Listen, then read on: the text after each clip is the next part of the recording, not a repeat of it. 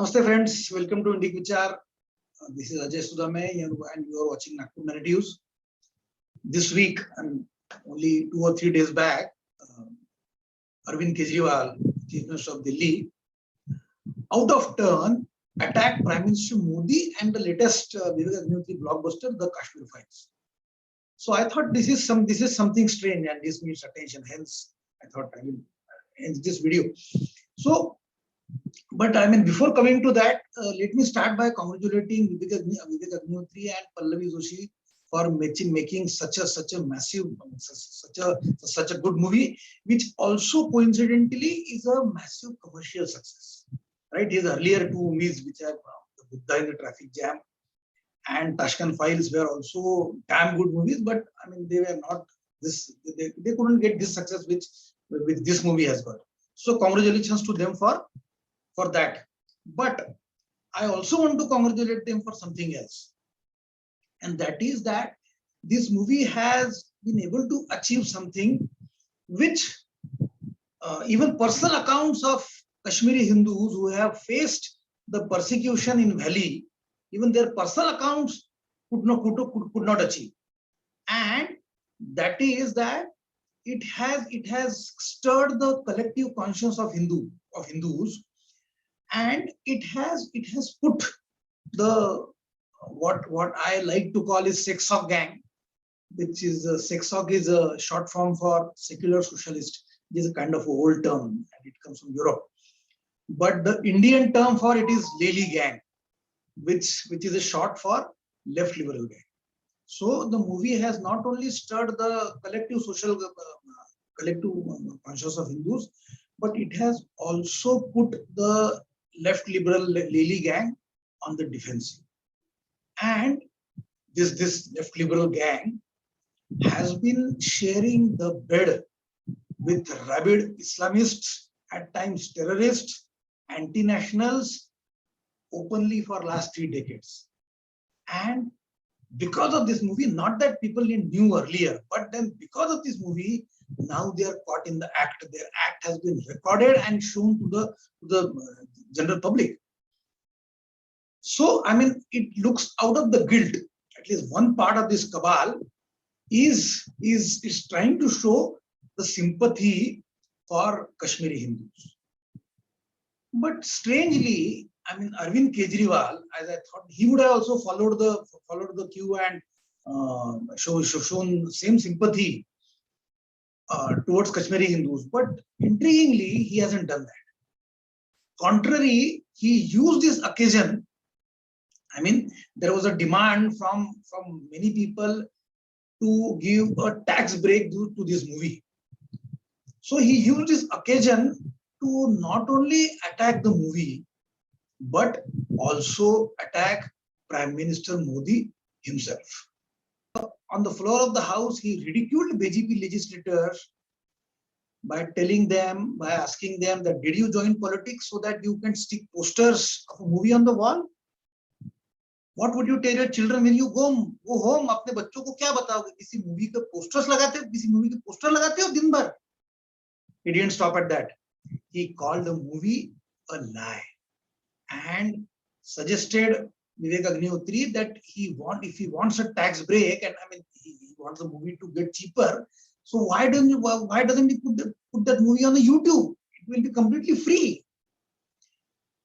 Now, if anyone who's following Kejriwal's politics for last few years will be surprised by this attack, because if anything, since Prime Minister Modi's massive re-election victory in 2019, he has not at all criticized Modi. Contrary, he has tried to copy or imitate BJP's politics when it comes to public postures and social religiosity. To give an example, you can see one of his MLA was supporting Sundarkand somewhere in Delhi, right?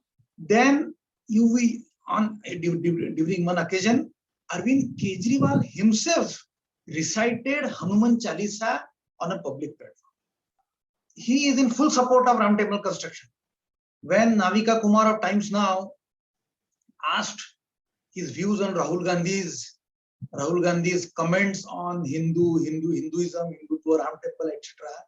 He hit back hard, saying, "ये बंदा क्या बात करता है मुझे समझ नहीं आता." This copying BJP didn't stop only at religious aspects. Going further, his government, Delhi government, produced a TV commercial promoting entrepreneurship.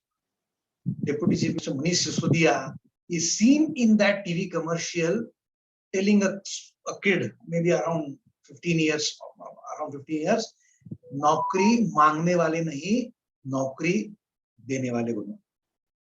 Also, must mention, he seems to be getting all the right support from the Delhi commentator. Ample praise was heaped on him for not visiting or avoiding to comment upon Shaheen Bagh, where rioters were blocking Delhi roads.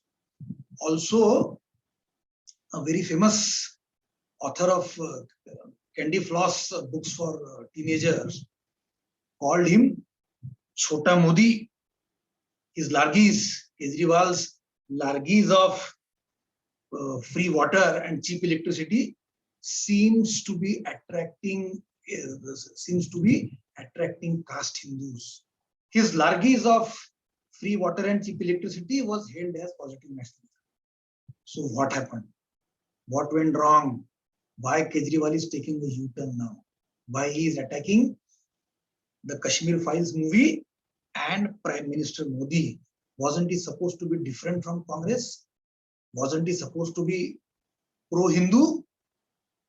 So, friends, nothing really changed. Nothing happened.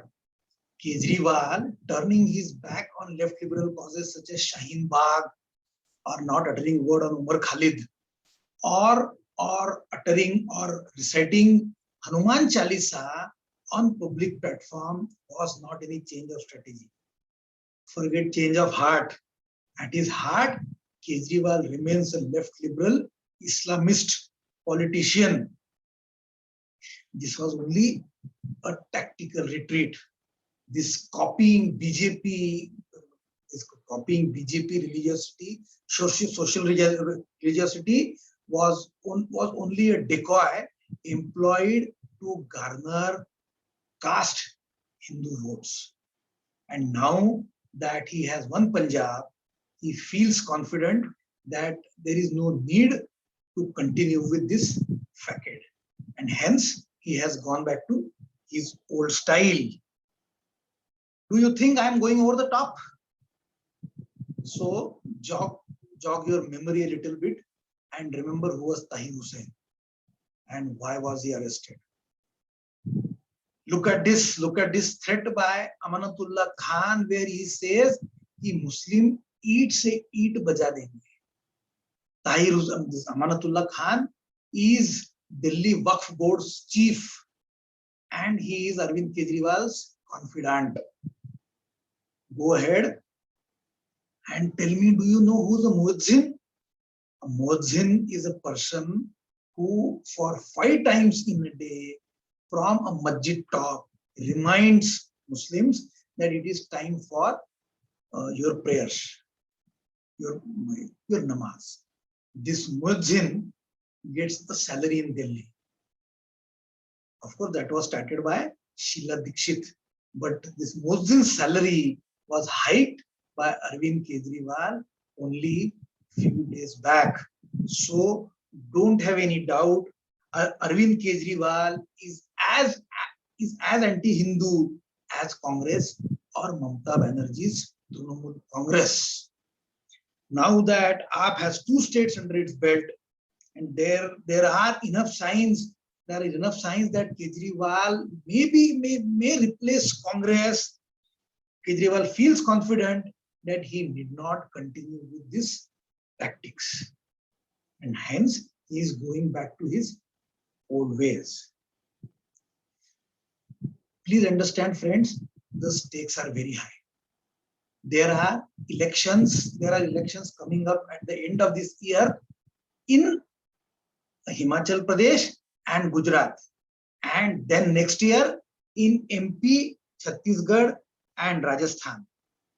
And Kejriwal is super confident that just like Muslim in Telangana, Andhra Pradesh, Bengal, and UP, the Muslims have understood that Congress is in no position to defeat BJP.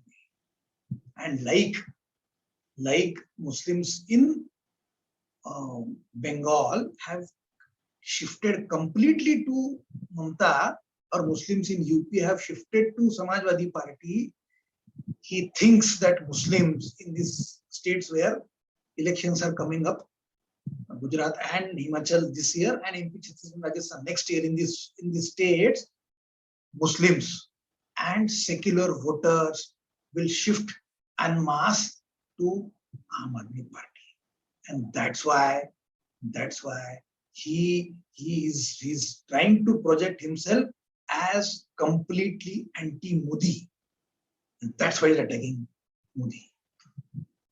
But then, isn't attacking a movie which is highlighting the pride of Kashmiri Hindus risky? Would it be a mistake? Would it be counterproductive? Will it cost Arvind Kejriwal in terms of vote? Possible, friends. But then that risk is worth taking. Please understand that 95% of Aam Aadmi Party's MLAs are Hindus, no upper caste Hindus. And when Kejriwal was chiding away at the Kashmir Files, they were having a hearty laugh. I mean, why only blame poor MLAs? A massive number of upper caste Hindus in Delhi, notwithstanding Kejriwal's Congress-style politics, have voted for AAP. And not once, they have done it twice. Every Hindu may not be comfortable with this fact. By watching this fact on the large screen, that their brethren in the same country, in this country where they are living comfortably, were driven away in broad daylight, and they couldn't do anything. Right? So please understand, there is enough Hindu vote. No, I'm saying it again, enough upper caste Hindu vote to be bought by trading cheap electricity and free water. So have no doubt that Kejriwal knows what he's doing. He wants to replace Congress. And to be fair to him, that's what he wanted to, that's what he wants to do from the day one. That's why he's in politics. Remember, he started, I mean, at the early stages of career, he started by contesting against Prime Minister Modi in Varanasi. He lost is a different thing, but he is back. This is Kejriwal 2.0, and this time he is even more organized and more dangerous. Right? That's it for today, friends. Please like our videos, share our videos, and subscribe. We need your support. Jai Hind.